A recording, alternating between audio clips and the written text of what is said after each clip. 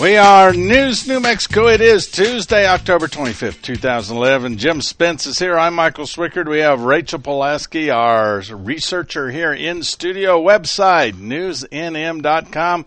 If you have small kids at home, read to them 20 minutes each day. The quote for the hour, Jim, is, patience is something you admire in the driver behind you, but you don't admire it in the driver ahead of you. Patience. You sound like an expert on patience. I am, or the lack of it. On the Newsmaker line, we are so glad to have Marita Noon. EnergyMakesAmericaGreat.com is the website. Welcome. Good morning. Good to be with you all again. Yeah. How patient should we be with I see Nancy Pelosi's brother get $737 million for another solar project. We got $525 million going to Solyndra and Solera's a Toyota Coupe. Oh. Well, really? While you're on cars, we've sent millions to Fisker as well. And Fisker, yes. Oh, come on. $500 million. Are you going to buy one of those? Well, I can't quite afford one. They're a little pricey, those cars. $90,000 for 25 miles a gallon and a battery range of 32 miles. Yeah, it's interesting how far we've come, because back in the early 1900s, there was a car manufacturer called Detroit Electric Car, and it went 50 miles on a charge. Did it? Yeah, so technology's really moved forward. Well, it sounds like it's the new Yugo. Yeah. Well, it's far more attractive than a Yugo, let me tell you. It's a nice-looking car. If you got a Yugo today, you're one of the few. Yeah, they're kind of a collector car at this point, perhaps. So, Marita, before we get to your column, which was a very interesting column, I just want to make an observation about what's going on in the oil and gas markets. We had this really bad late summer and into the early fall with the debt crisis and consumer confidence. And basically, the economy looked like it might be going off a cliff, and oil plunged down into the $78, $79 a barrel range. Gasoline, as everybody notices, down to around $3 a gallon. In fact, Albuquerque has the lowest gas prices in the nation. But we've had this tremendous lift in stock prices over the last 3 weeks, and lo and behold, oil is back up to $94 a barrel. We've got a governor on our economy with oil, because every time things start to improve, oil shoots right back up to a range where it'll basically slow the economy. Is that right? Well, I wouldn't think of it that way. I don't think that oil is shooting back up so that it can slow down the economy. It's that it's an indicator of what the economy looks like for the future. And what it has to do with is that the economy depends on energy. The two are intricately connected, and so if things are looking like they are improving, the price of oil goes back up, because the perception is we're going to use more of it. Well, and then when it gets back up and oil prices or gasoline prices at the pump go back up, then discretionary income comes back down, and then you have the same cycle. What I see is a cycle here where until we solve our energy problems and make energy very, very plentiful to where increased demand does not have that great of an impact on price, we're stuck in the mud, aren't we? Well, yeah, I think you're right. I mean, you and I are looking at it perhaps from the same thing from different sides, right, because I'm looking at it as the fact that if the economy looks like it's in better shape, there is a perceived higher demand for energy, hence the price goes up. You're looking at it from the other side, but we're really saying the same thing. But along with that, we see with the pricing of natural gas, which we have in abundance, because of the oil shales or the Marcellus shale, the gas plays, the new gas plays that we have, the new discoveries in natural gas, we have an abundance of it, and as a result, the price has remained low. So we see in the natural gas prices your basic supply and demand model playing itself out. For the American public, Marita, there's an old saying, I don't know who discovered water, but it wasn't a fish. We have lived with energy completely surrounding us to the point where we really don't think about the miracle that we turn a switch on and the lights come on in our house, or that we have heat, or that we get in this contraption and drive 500 miles one day, a trip that would have taken our grandparents, great-grandparents would have taken them months. And we just don't have any real thoughts about it. We're really not able to take this in. Yet the day that the oil stops, the day that the natural gas stops, we would be quite aware of it, wouldn't we? We most certainly would, and sometimes I think that would be the best thing for energy in this country, is if all of the utility companies would just get together and say, you know what, for 3 days, we're turning the lights off. We're just going to turn it off for 3 days and let you all see what it would be like. I think they did that in February in New Mexico, didn't they? Yeah, February 3rd they did that for just, but it wasn't an intentional thing, and it wasn't a coordinated effort, needless to say. But I think people need to have an awareness of how dependent we are. I was in, as you know, I was in Midland, Texas two Tuesdays ago, because we talked while I was in Midland. And to get to Midland, I flew through Dallas on Southwest, which had me at Love Field. And anyone that's been through there knows they have these computer desk charging station things set up, somewhat like what we do at the Albuquerque airport, although the Love Field is a much busier airport. And I in retrospect, I wish I had taken a cell phone picture of people standing around these charging stations. All the seats were filled, computers were out, people had their cell phones plugged in, they were sitting on the floor, people were standing above them, and it was just an indication of, are we an energy-dependent society or what? How do we all feel when our batteries run low on all of our various pieces of equipment? We get desperate, and that electricity, that energy is really important. So, Marita, you wrote a column that I think is good food for thought for all New Mexico listeners, and it's based on, the reason why I say that is we have renewable mandates here in New Mexico. Why don't you tell the story of what happened in Rhode Island?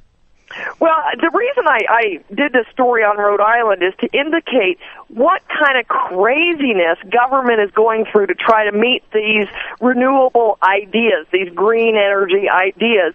And in Rhode Island, we had a Republican governor who's no longer in office, but his plans are still being carried out. We have a Republican governor who decided that he wanted to be the first in the country to have an offshore wind farm. So we made a deal with this company called Deepwater Wind, and they, in order to make this deal to make it work for Deepwater Wind, they had to sign a deal that they would pay a certain amount for the electricity from this grid. Now, interestingly, the amount that they agreed to pay is about 4 times the current rate that people in Rhode Island are paying. Now, did they take a vote on this to the ratepayers? Do you want to pay 4 times the amount? Oh, heavens no. The ratepayers had no say in this matter, which is, again, part of the problem. The ratepayers had no say. This was a kind of a backroom deal type of thing that the government decided, well, we're going to make this deal because we want to have wind energy.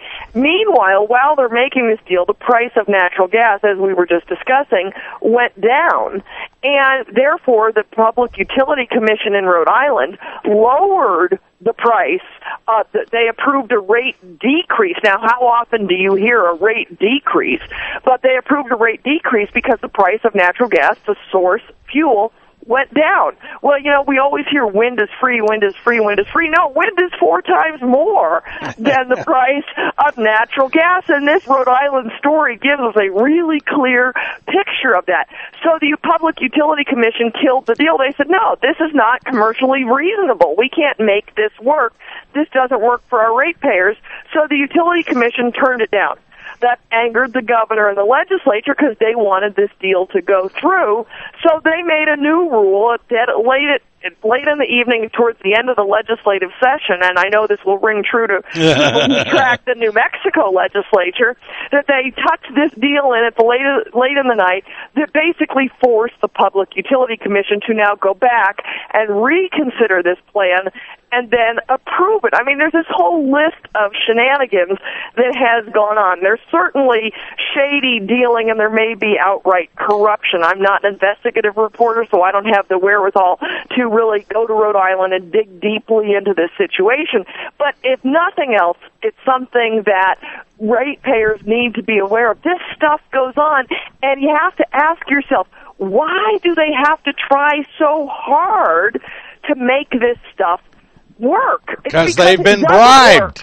They've been bribed, and so when you're bribed and you're an honest person, you take that bribe and you do what they want. Well, and Marita, the other thing is every time these utility companies ask ratepayers if they would like to pay a little bit more, in other words, just check this box, we'll charge you a little bit more, but we'll promise you we're going to divert power from all of our renewable generating sources, everybody votes no. Hardly anybody's willing to pay more, and that's the reason why they have to cram these things through in the dark of night, is because nobody will let them see the light of day. Yes, and so in New Mexico, we also have what's called an RPS, a renewable portfolio standard. Renewable portfolio that we will talk about when we come back from our break. Okay, ET, phone home. Well, actually, we have Marita Noon phoning us on the Newsmaker line. We are News New Mexico. We have Marita Noon, EnergyMakesAmericaGreat.com. Marita, talking about your column and the idea that we have all these waterhead projects. They're really working because within a couple of days, the stimuluses will be over, and they're trying to spend that last $5 billion on waterhead ideas, aren't they? Yeah, they are, and they're, again, as we've been talking about, they're just going crazy trying to make their dream of green energy a reality. And so they're having to bend rules, they're having to do things in the dark of night, and these are things that we as the consumers, as the ratepayers, we need to be aware of. And I want to encourage listeners with the fact that we can make a difference. 2 weeks ago, I believe it was, I wrote in my column about the utility MACT rule, which was something that was going to shut down power plants, coal-fired power plants. Well, just yesterday, the EPA came out and announced that they are delaying their decision. They were supposed to make the decision on November 16th, and they are now going to make the decision on December 15th. Well, again, that's because of public outcry. They've had so many comments from the public on this that they've had to delay the rule. Now, who knows what their decision will be? I know what their decision's going to be. They're going to delay again and make the ruling at about 9 o'clock December 24th. Yeah, when no one is paying attention. That's the idea. This is why we talk about these things, is because we can make a difference. The public outcry, when we are aware of what's going on, we can make a difference, and that's why it's important that we are aware of these things. So, Marita, let's turn our attention to New Mexico lawmakers. I'm going to ask you a loaded question because I figure you'll give me a loaded answer, and that is who's the most energy unfriendly lawmaker in the state of New Mexico? Who is someone in a position of power who consistently casts votes that drives up the cost of energy for New Mexico citizens? Honestly, I don't know. Do you? Well, I could throw out a few names. No, we won't do rumors here. But that's something we should look at. I like that idea. You could start with Brian Egoff, who is the new chairman of the House Energy Committee. First of all, he doesn't know anything about energy. He's a lawyer, but he does know how to drive up the cost of energy. So he would be one nominee. He's a trust fund baby, and his family's money came from oil. Oh, okay. So he's rebelling against the previous generation. Another one that I would put up there would be Michael Sanchez, who never saw a radical environmental. Lawyer. Yeah, another lawyer. Basically supporting, ridiculous radical environmental causes that are going to drive down the revenues flowing into state coffers and drive up the cost of gasoline and electric bills for all New Mexico citizens. Well, those would be my two prime candidates. I think those are good choices, and let's do a little research on this, and maybe we can have an award for them. There we go. I think so. Maybe the flying fickle. No, that's already been taken. The Lights Out Award. Yeah, Lights Out right. Award. Let's do that. Hey, but before I run out of time, speaking of politics. 10 seconds. All right. I was at the presidential debate in Las Vegas on Tuesday. Yeah. It was very fun. I had a blast. Do you have a choice? Well, I know who is strong on energy. I know the ones Who's strong on energy. And I know energy? who is the worst on energy. All right, tell us the worst and the best.